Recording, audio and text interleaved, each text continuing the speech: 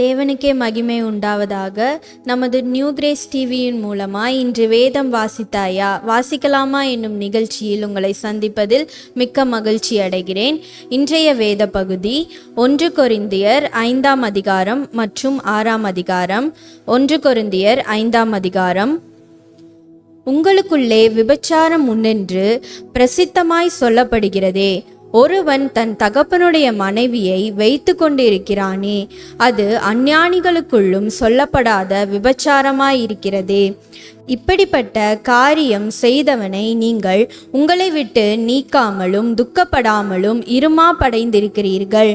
நான் சரீரத்தினாலே உங்களுக்கு தூரமாயிருந்தும் ஆவியினாலே உங்களோடே கூட இருக்கிறவனாய் இப்படி செய்தவனை குறித்து நான் கூட இருக்கிறது போல நீங்களும் என்னுடைய ஆவியும் நமது கர்த்தராகிய இயேசு கிறிஸ்துவின் அதிகாரத்தோடே கூடி வந்திருக்கையில், அப்படிப்பட்டவனுடைய ஆவி கர்த்தராகிய இயேசு கிறிஸ்துவின் நாளிலே ரட்சிக்கப்படும்படி மாம்சத்தின் அழிவுக்காக நம்முடைய கர்த்தராகிய இயேசு கிறிஸ்துவின் நாமத்தினாலே அவனை சாத்தானுக்கு ஒப்பு கொடுக்க வேண்டும் என்று தீர்ப்பு செய்கிறேன். நீங்கள் மேன்மை பாராட்டுகிறது நல்லதல்ல. கொஞ்சம் புளித்தமா பிசைந்தமா முழுவதையும் புளிப்பாக்கும் என்று அறியீர்களா? ஆகையால் நீங்கள் புளிப்பில்லாதவர்களாய் இருக்கிறபடியே புதிதாய் பிசைந்த மாவாய் இருக்கும்படிக்கு பழைய புளித்த மாவை புறம்பே கழித்து போடுங்கள். ஏனெனில் நம்முடைய பஸ்காவாகிய கிறிஸ்து நமக்காக பலியிடப்பட்டிருக்கிறாரே. ஆதலால் பழைய புளித்த மாவோடே அல்ல, துர்குணம் பொல்லாப்பு என்னும் புளித்த மாவோடும் அல்ல, துப்புரவு உண்மை என்னும் புளிப்பில்லாத அப்பத்தோடே பண்டிகையை ஆசரிக்க கடவோம். விபச்சாரக்காரரோடே கலந்திருக்க கூடாதென்று நிருபத்தில் உங்களுக்கு எழுதினேன். ஆனாலும் இவ்வுலகத்தில் உள்ள விபச்சாரக்காரர், பொருளாசைக்காரர், கொள்ளைக்காரர், விக்கிரக ஆராதனைக்காரர் இவர்களோடு எவ்வளவு கலந்திருக்க கூடாதென்று நான் எழுதவில்லை. அப்படியானால் நீங்கள் உலகத்தை விட்டு நீங்கி போக வேண்டியதாயிருக்குமே. நான் உங்களுக்கு எழுதினது என்னவென்றால், சகோதரன் எனப்பட்ட ஒருவன் விபச்சாரக்காரனையாவது, பொருளாசைக்காரனையாவது, விக்கிரக ஆராதனைக்காரனையாவது, உதாசீனனையாவது, வெறியனையாவது, கொள்ளைக்காரனையாவது இருந்தால் அவனோடே கலந்திருக்க கூடாது. அப்படிப்பட்டவனுடனே கூட புசிக்கவும் கூடாது. புறம்பே இருக்கிறவர்களை குறித்து தீர்ப்பு செய்கிறது என் காரியமா? உள்ளே இருக்கிறவர்களை குறித்தல்லவோ நீங்கள் தீர்ப்பு செய்கிறீர்கள். புறம்பே இருக்கிறவர்களை குறித்து தேவனே தீர்ப்பு செய்வார். ஆகையால் அந்த பொல்லாதவனை உங்களை விட்டு தள்ளி போடுங்கள். 1 கொரிந்தியர் 6ஆம் அதிகாரம். உங்களில் ஒருவனுக்கு வேறொருவனோடு வழக்குண்டானால் வழக்காடும்படி அவன் பரிசுத்தவான்களிடத்தில் போகாமல் அநீதக்காரரிடத்தில் போக துணிகிறதென்ன? பரிசுத்தவான்கள் உலகத்தை நியாயம் தீர்ப்பார்கள் என்று அறியீர்களா? உலகம் உங்களால் நியாயம் தீர்க்கப்படுவதாயிருக்க அற்ப வழக்குகளை தீர்க்க நீங்கள் அபாத்திரரா? தேவ தூதர்களையும் நியாயம் தீர்ப்போம் என்று அறியீர்களா?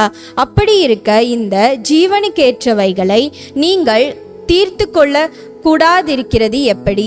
இந்த ஜீவனுக்கேற்ற வழக்குகள் உங்களுக்கு இருந்தால் தீர்ப்பு செய்கிறதற்கு சபையில் அற்பமாய் எண்ணப்பட்டவர்களை நியமித்துக் கொள்ளுங்கள்.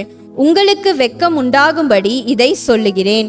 சகோதரனுக்கும் உண்டான வழக்கை தீர்க்கத்தக்க விவேகி ஒருவனாகிலும் உங்களுக்குள் இல்லையா? சகோதரனோடே சகோதரன் வழக்காடுகிறான், அவ்விசுவாசிகளுக்கு முன்பாகவும் அப்படி செய்கிறான்.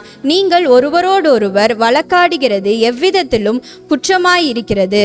அப்படி செய்கிறதை விட நீங்கள் ஏன் அநியாயத்தை சகித்து கொள்ளுகிறதில்லை? ஏன் நஷ்டத்தை பொறுத்து கொள்ளுகிறதில்லை? நீங்களே அநியாயம் செய்கிறீர்கள், நஷ்டப்படுகிறீர்கள், சகோதரருக்கும் அப்படி செய்கிறீர்களே.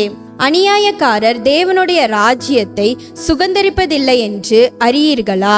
வஞ்சிக்கப்படாதிருங்கள். வேசி மார்க்கத்தாரும், விக்கிரக ஆராதனைக்காரரும், விபச்சாரக்காரரும், சுய புணர்ச்சிக்காரரும், ஆண் புணர்ச்சிக்காரரும், திருடரும், பொருளாசைக்காரரும், வெறியரும், உதாசீனரும், கொள்ளைக்காரரும் தேவனுடைய ராஜ்யத்தை சுதந்தரிப்பதில்லை. உங்களில் சிலர் இப்படிப்பட்டவர்களாய் இருந்தீர்கள். ஆயினும் கர்த்தராகிய இயேசுவின் நாமத்தினாலும் நமது தேவனுடைய ஆவியினாலும் கழுவப்பட்டீர்கள், பரிசுத்தமாக்கப்பட்டீர்கள், நீதிமான்கள் ஆக்கப்பட்டீர்கள். எல்லாவற்றையும் அனுபவிக்க எனக்கு அதிகாரம் உண்டு. ஆகிலும் எல்லாம் தகுதியாயிராது. எல்லாவற்றையும் அனுபவிக்க எனக்கு அதிகாரம் உண்டு. ஆகிலும் நான் ஒன்றிற்கும் அடிமைப்பட மாட்டேன்.